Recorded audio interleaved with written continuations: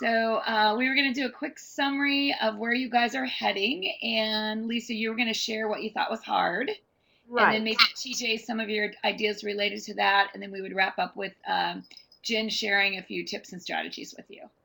That sounds good. Well, we're finishing up bleachers this week, and then next week um, we should be ready to start the Short stories. the short stories and the nonfiction. And I went ahead and tried to layer them so we'd have.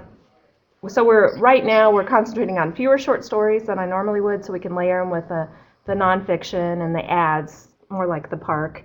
And so we'll read those, and then we're going to go into. So that'll be about 2 weeks. Then we have Thanksgiving off, and then we'll go into Much Ado About Nothing, and then we will spend a couple of weeks on that, and then it'll be Christmas break, and then after that we go into finals, and then after that we'll have to plan again. Yep. So I think they'll have trouble with the writing assignments, and so we kind of talked yesterday about giving them the topic sentence and practicing a little bit beforehand with just and I think it helps if they see us do some pre-writing, and we can put even our pre-writing on the Elmo, so they have a sample of that.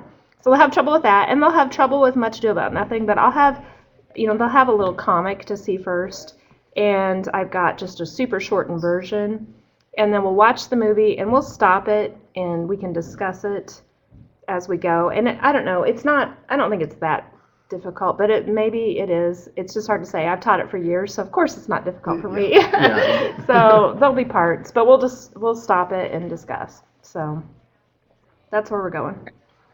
All right. And TJ, what do you think are some strategies or things you're going to put in place for specifically the kids with disabilities related to that? The writing, especially to give them graphic organizers and to walk through that graphic organizer together, and then how do we use that graphic organizer to make it into a full work of body, so it's a full paper. I think that's going to help quite a bit with our kids. They like to see that visual of the graphic organizer and moving it over. And then I thought with a lot of the stories to do some of that U, where we had the two different U's, and then we kind of come together as a group. I thought that worked really well when we were doing bleachers. I thought maybe we could try that again for some of the short stories, or even for the Shakespeare. So a little bit more of the station teaching model with the two U's in the room. And would you be parallel teaching that, or station where they would rotate? Like, it might be nice to do one of you do plot setting and the other do characters of the story, and then let the kids rotate. That would be more of a station model, and then maybe the next time do a parallel where you both cover everything. Yeah. I'd be curious to see if you chunk things like that, what difference that might make for kids too. Okay. And then with the graphic organizer, just one quick clarifying question. Have you tried or seen Webspiration? I haven't personally. I'm just used to the old traditional house model where the roof's the main idea. You have your three rooms, and then your basement's your closing. So you just get your basic 5 paragraph graphic organizer. I was just thinking it might be one to try with a student that's really struggling, because Webspiration is more like a web, and it's on the web, but you can also add images. And I would be curious to see if you could add pictures to it, what that might do for a couple of the kids in the writing. So that's just something that you guys might, what's the image I'm going to have for my main idea, and what's the images I'm going to have for my supporting details in the story. It would be curious to see if that had any impact on their ability to write. And then what I think you could do is fade that, and then eventually ask them to do that themselves. Very cool. Yeah, that sounds good. Yeah, go ahead, Jen. TJ, I heard you talking about the house model and I actually use that as well. Does it have, the one that you're using, does it have words on it already that says supporting sentence and then all the different layers of it, or is it just the image itself? It's just the image, and then in the three houses, there's the line, and it says topic, and then a 1, 2, 3 for your three details. So Okay. there's not a lot of wording, but there's a little. I have one, and I'll have to see if I can dig it up and send it to you, that I've used with both students with disabilities as well as students who are English learners as well, that actually has the words on it for you, and then it scaffolds it up so that students who don't need the words, just the model is there, and then it moves them step by step into doing an actual outline. So gradually you scaffold them up to the point where there's a full outline, and then it has the pieces of the houses on the side of the outline, so they're not only learning how to write and how to do the graphic organizer, but gradually they're moving away from the graphic organizer into something, higher learning. So let me see if I can find that. If I don't have it here, I know I can get it faxed to me, and I will send you guys a copy of it, and I'll send you the different levels of it. Because that way you can have some students who are using the one model, some students who are, higher are using something a little more advanced for them. Absolutely. Thank Yeah, you. that sounds good. And is there any pre-teaching that you think, Lisa or TJ, that will need to happen for the kids, where maybe there's a day, Lisa, where you do complete review and TJ takes a group, or vice versa, TJ does a review and you take a group, and really pre-teach all of the much ado to a group that really, if you don't, they're just not going to be successful? We could do that. We could probably do that. I could think of a small group that would definitely benefit from that. Mhm. So yeah, I think we could probably try to do that someday. mhm.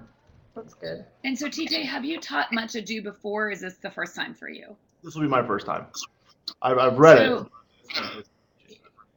So Lisa, what I would recommend, if you guys are comfortable with it, is to flip it and put you in the role of special ed teacher, and TJ put you in the role of review from class. So you can review in a way that Lisa maybe wouldn't normally do it, and use kind of your strength. And Lisa, you could pre-teach much ado because you're going to have a much deeper, as you said, you've been teaching it for 10 years, with some of those really sticky details that TJ may not even think about. And so the challenge I would give you is to think about the things that are really, really hard, that are the gray areas. Mhm. So they don't need to be taught the black and white. They need to be taught the things that, Okay. I call them the duh factor. And that would be fun, that you would get a chance to do some individualized instruction. And then TJ, you would kind of get to be, in charge of the large group. And that would kind of flip your roles a little bit. Because I think you guys are so advanced as a co-taught team. I keep giving you challenges that I would normally give in year 2 and 3 because you're so very comfortable with each other. And I think that would be a great role reversal. And it would be fun to hear how you both feel about that. Okay. We can- Yeah. that's So Jen, you had a couple of ideas you want to share very quickly? Or did you share those yesterday? Shared one of them yesterday. I actually was going to share the idea of doing the station teaching like you had talked about, Dr. Deeker, where you separate the groups up, and then you two rotate around with one story, and have some students doing, the plot, have like Lisa doing plot and TJ going around doing setting, and moving around the groups that way. So that was actually going to be one suggestion that I was going to give. The other way that you could always think about doing short stories is giving each group a different story that they're working on. And then they do a full share out with the class itself. And you could do, have you done reciprocal teaching in your classroom, Lisa? No, I don't think so. Okay, so I'll send you some information about that as well. It's an interesting model that one of the doc students here had kind of taught me about. I hadn't really done it either, but it's an interesting model for doing small group work. So I'll send you some information on it, think about it, and if you have other questions, and we can talk about it next week. But the other things were things that we talked about yesterday as well. And the good news is, Lisa, that the reciprocal teaching model came from the University of Illinois. Oh, okay. So last thing before we let you go, because I know it's time, when next semester, I wanted to clarify, are you guys co-teaching exactly the same next semester? Or does anything change? Same class. Same thing. Oh, Mhm. fabulous. Okay, and then we promised to ask you, do you want to keep going every week? You want to go every other week? Completely your call. We're open to whatever works best for you guys. Yeah, either's fine. Maybe what we could do is go every other week now, and then at the beginning, when we start teaching more something new, maybe, We lost you here. No, you're still here.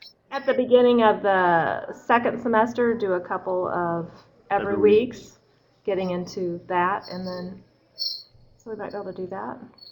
Great, that's perfect. And then I will follow up. We haven't heard from the IRB office, so I'll follow up with them about this because I'd like to in the spring Uh-huh. start to think about how to put this into something that you guys would be comfortable with us sharing out with others and maybe writing it up into an article that we would share in practice, maybe in an English journal and a special ed journal. So And then we're fine if you want us to videotape us at Yeah. all too. We just have to get the permission from the kids to sign. we would love that, but we will have to get permission, add that into ours to protect ourselves.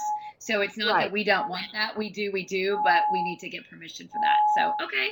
Sounds great. Thank you for re-signing on again today. We appreciate it. Yeah, and I want to tell you we're doing the brown bag exam tomorrow, and the practice with the chicken noodle soup that Went I used to really sample, well. it went really well. The kids are, I think, very excited Yeah. about it, Yeah. and their ideas were wonderful. So I think we'll let you know how it goes.